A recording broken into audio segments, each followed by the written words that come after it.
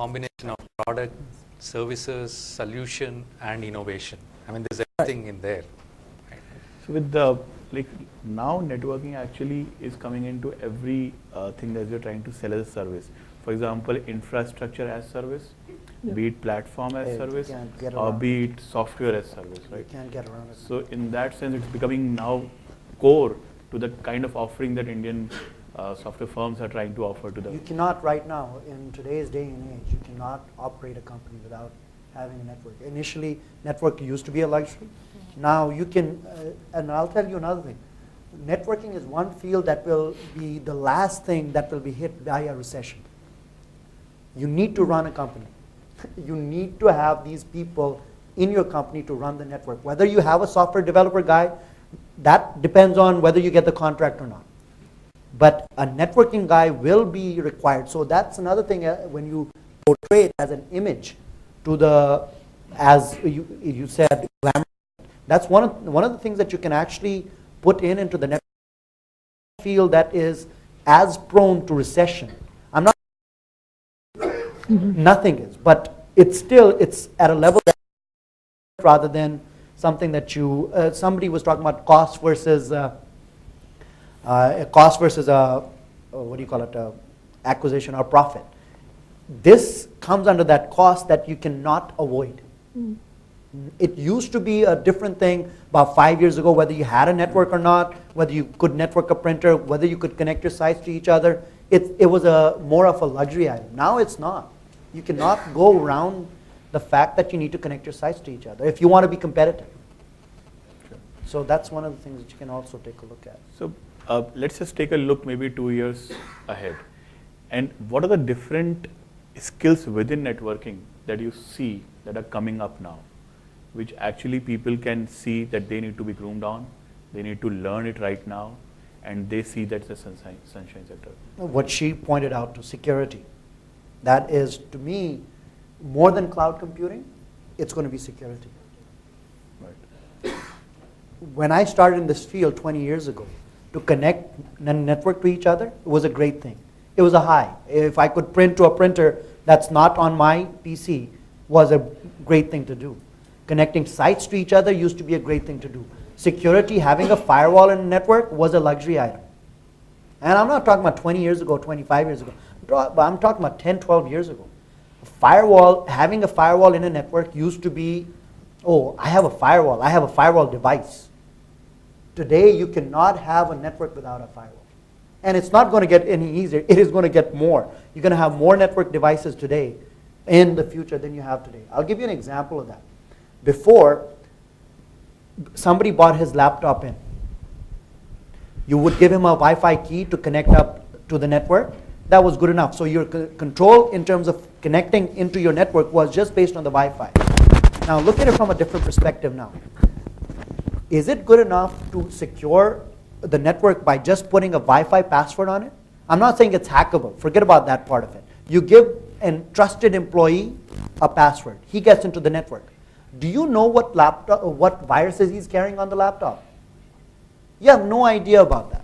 So just because you gave him a password, the security was at the level of connecting into the network, that laptop that he's bringing from home is not under your control. That might be infected with a virus. That can infect the entire network, that can bring the entire network down. So there are devices now present that can do posture validation, which just the same way the firewall was a luxury item 10 years ago, which today is a device which is called a NAC device, is a luxury item. Not all companies will have a NAC implementation. But tomorrow, a year from now, 2 years from now, I see NAC, which is your posture validation of your device, especially with all these other devices that you have. It's not just a laptop coming into your network now. There's a concept in the US, because I do a lot of these type of panels also in the US or in the European countries, where there's a concept BYOD, bring your own device. We have it. You have We've been running for last 18 months, and so it's been a... Basically, when you bring that device in, you have no idea. Everybody has that password. Absolutely. What are you going to do to protect your internal network? I'm not talking about people coming from outside in. I'm talking about people bringing in their devices inside the network. Your firewall is not going to protect that. So that's another area that I see that it's just going to go into a new dimension where it's going to be a necessity to have a security field, which is right now, oh, you are a networking guy, also secure it. It's not going to be that anymore. Besides, cloud computing obviously is the thing to be sure. Any other, these kind of projects also are you seeing coming from clients in this, where you see maybe where you're facing actually challenge in terms of filling them, maybe in the area of the security, or it comes pre-bundled Yeah, with existing work? so as far as we are concerned, it's part of your RFP or RFI. You just can't underestimate the kind of information or education or knowledge client will have before he gives his business or his server attached to us to service them. It could be a large bank, as Pallab said. It could be a large airliner who is working with us, and it could be a large telecom company. So one of the things which we have done is there is fair amount of education which is given to an ordinary employee within the organization about security, which you spoke about. So I think the mindset today is once you bring your own device or you get your office laptop, I think it gets screened within that environment of Wi-Fi or wherever you get connected. Plus there is a manager, ID manager, virtual ID manager who checks your computer and runs it within fraction of seconds for you to check the last 3 days you're offline and you've not been configured your computer or bring your own device to the Wi-Fi network, and it gives you alerts and educates you. So I think more and more we do it in-house. I think it will serve as a competitive advantage for you to sell it to your customers. Oh, absolutely. And customers today are well informed. In fact, your RFPs carry these questions on security. I'll give you an example in terms of what you were saying about 3 years ago, 4 years ago. I do a lot of consulting with Cisco, especially in the Middle East. I had a student coming in and he was I was telling about this is what you, whenever you do some type of design, you always look at it from the perspective of the customer. What does the customer require? Best practices are just a guideline, but it always should start or boil down from the customer's perspective. And his statement to me was, no, it's not like that. We're Cisco, we go to them and say, we're Cisco, we'll tell you what you do. That mentality has completely changed. Now you go to the customer, he will tell you, I want this, I want this, and I want that. So you're absolutely right. The customers are absolutely aware of what technologies are out there and how, what company can implement them properly. Absolutely. So that thing has completely changed. Customers no longer dumb. Everybody is tech savvy nowadays. Yeah. I think complexity is, as you said, in multiple devices, because and one of the biggest fundamental change, as you can see, the IT is becoming far more user-driven, as he said, even inside the organization. We operate in virtualization and cloud. We are started in that field, so we need to practice what we preach. That's what we sell to the world, and more people work from home. More and more, as a company, we grow, and that's the reason we are growing so fast, because we are aligned into what I call it as a lifestyle technology, lifestyle-aligned technology.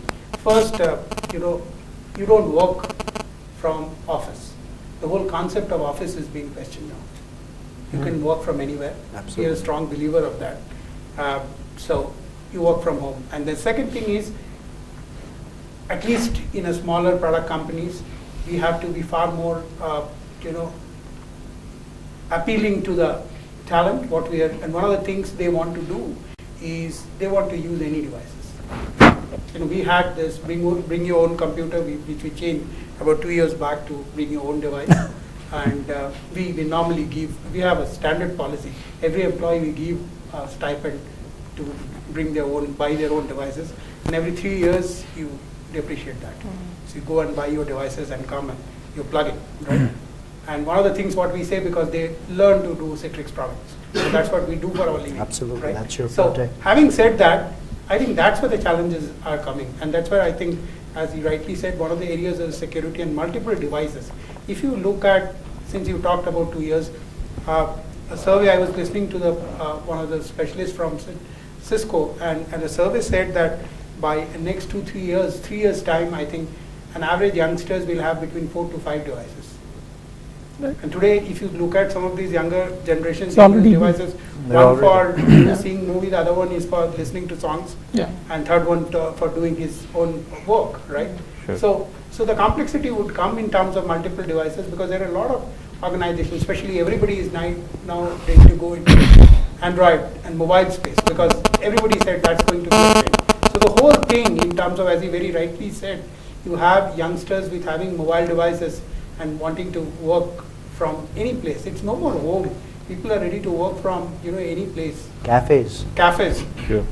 That's the trend. What is happening across the globe. So therefore, there is more and more challenges, and therefore possibly we need more and more trained Security.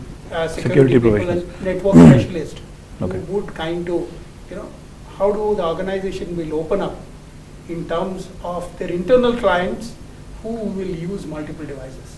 Sure.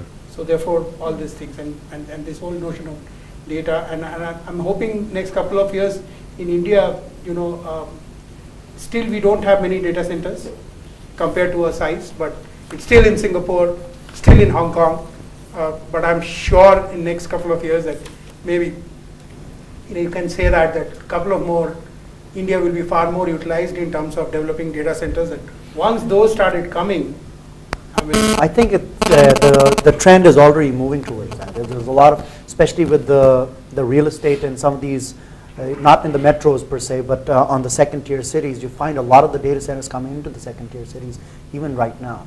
But you're right, it's still focused on Singapore, and because of maybe the infrastructure being better over there. Just to add to the point on network security, the consumer base, I think everybody spoke about how users are driving the change in the needs of network and security. The consumer base today is in millions and billions, right?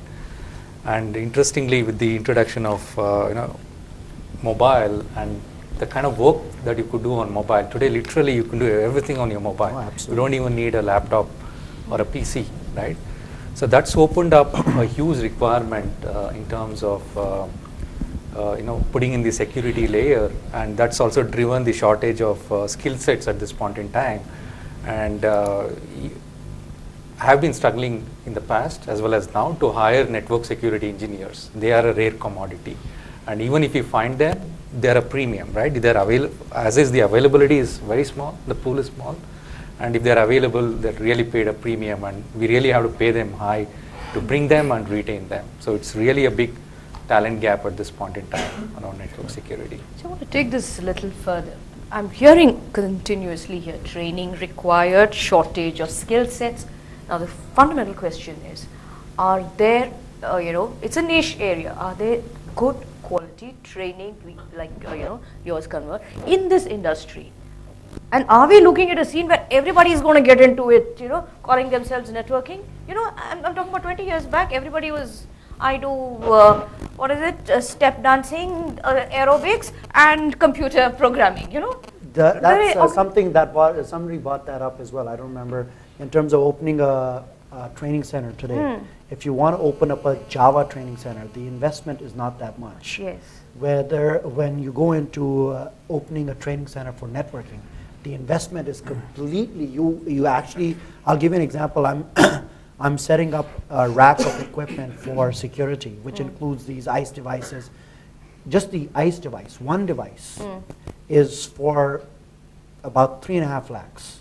Just one device, and there's about 20 of those devices in one set of equipment that I need to train my students on. So in India right now, there's not a lot of players that are actually giving you proper hands-on training on the networking side. And that's the reason that you don't find the skill sets in the industry for networking, where it's easy to find it for Java. You will have hundreds of people that can train on Java just because the investment is not there. Here you don't have the investment. So is it the investment alone? Is it also the awareness? See, both. But again, even if you have the awareness, you will always have that the second tier. Even after the awareness is done, then the next thing is the investment part of it. So yes, the awareness is the first part. Once the awareness comes in, people come into the industry. Now they need to get trained. Now you'll find a lot of people that are training at the entry level and the associate level. Entry level and the professional, mid-level maybe.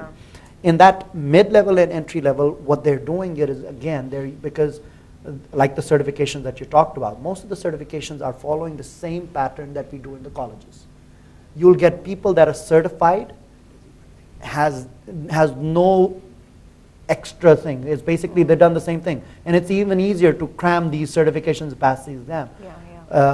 Is because it's a multiple choice type of question, and you cram it and you pass it. So what has happened is the degree is really basically doing the same thing to yes. what you did with the degree, even worse because the questions are smaller. So what happens is you get a lot of people that are certified by Cisco, by Microsoft, by Java, Oracle, whatever, but they're not really skilled people just because the training methodology hasn't changed. Training methodology is still about, oh, what piece of paper do I put on my shoulder that I can go out there, I can show on my resume that I have this certification, that certification, that certification. So that mentality has to change to skill-based training, which is not there.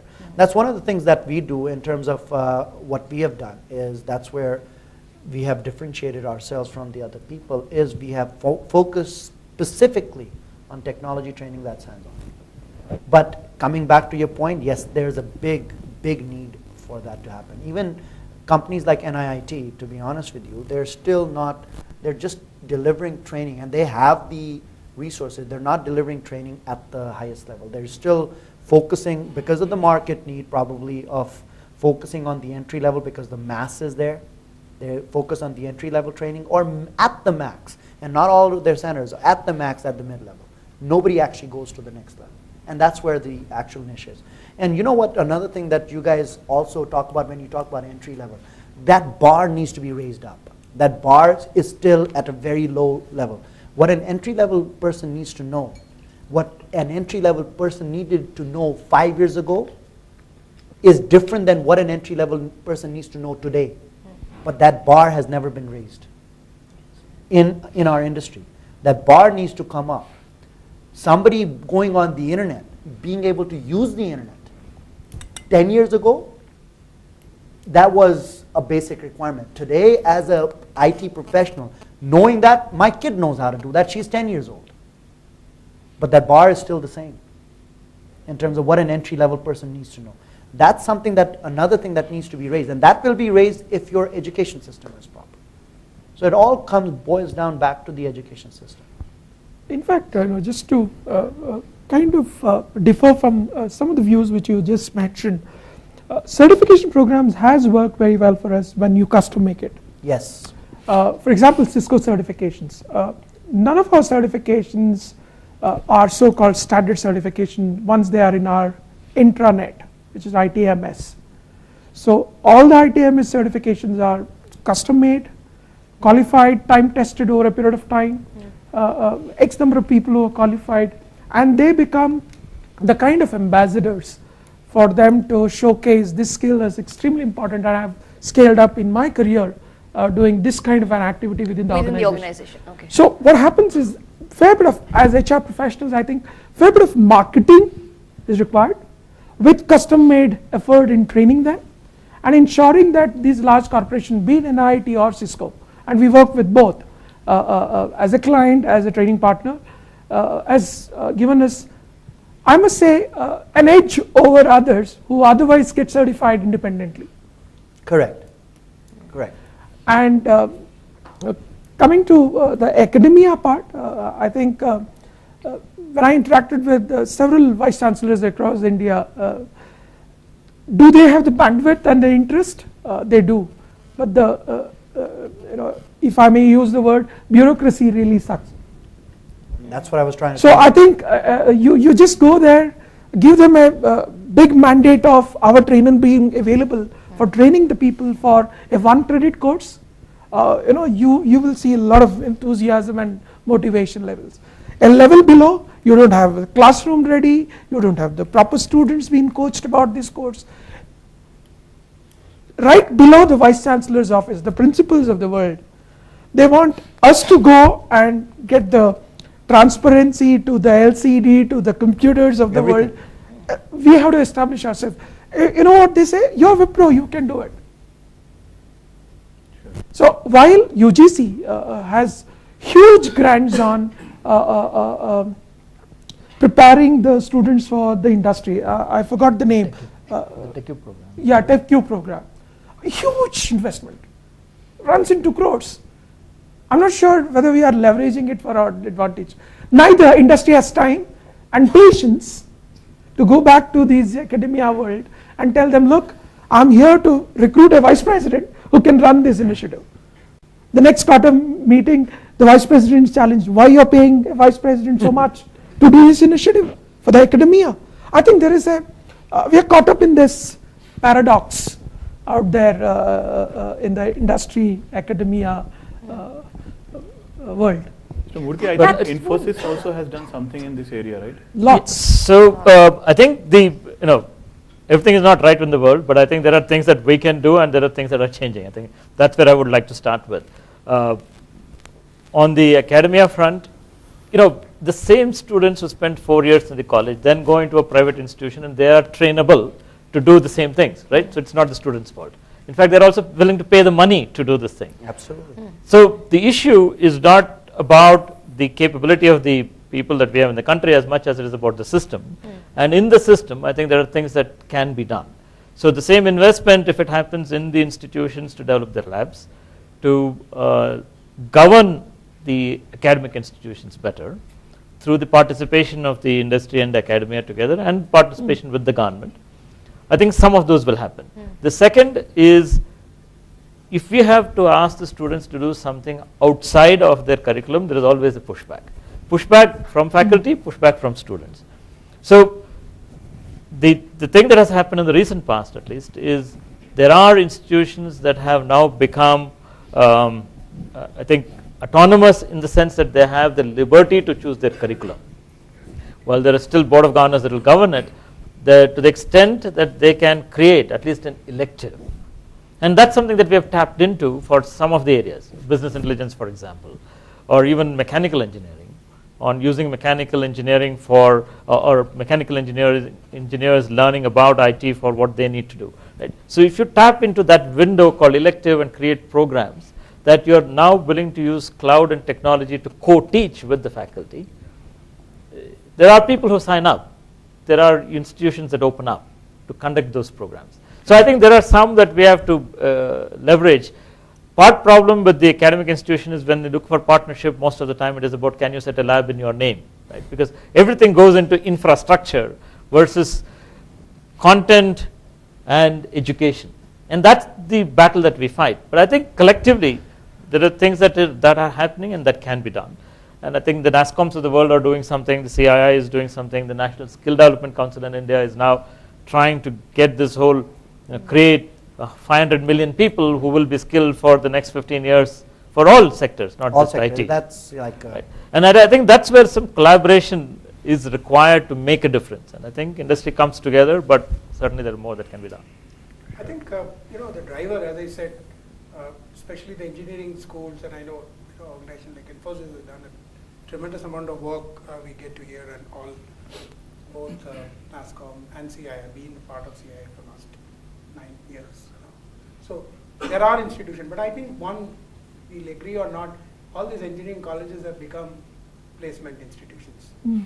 Now the only thing possibly what is required, just to take from what Dan said, that if they understand that this is what is required to place their people, and this is where the investment is required, They'll do it. then I think, because there has to be a driver for change of behavior.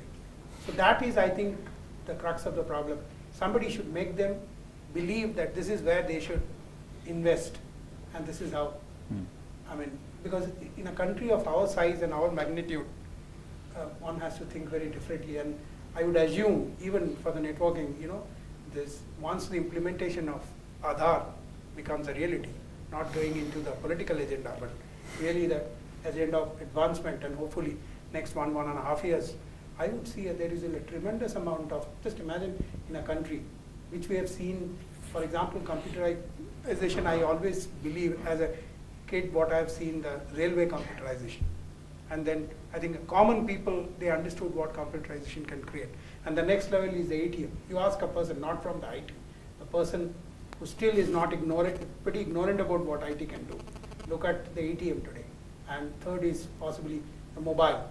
These are the three places where it has touched people, common people, right? So I'm hoping that, I have a great hope against this whole notion of, because once the government machinery, because that's the lion's share, ultimately IT covers what percentage? 1%, 2% of the country is actually impacted by that. But if you look at government in their business, getting more IT enabled in a country like India, I think that's where the fundamental change will come. And hopefully by then the engineering colleges understand that if I invest here, I will be able to place people. Because today, most of the engineering colleges, leave aside the top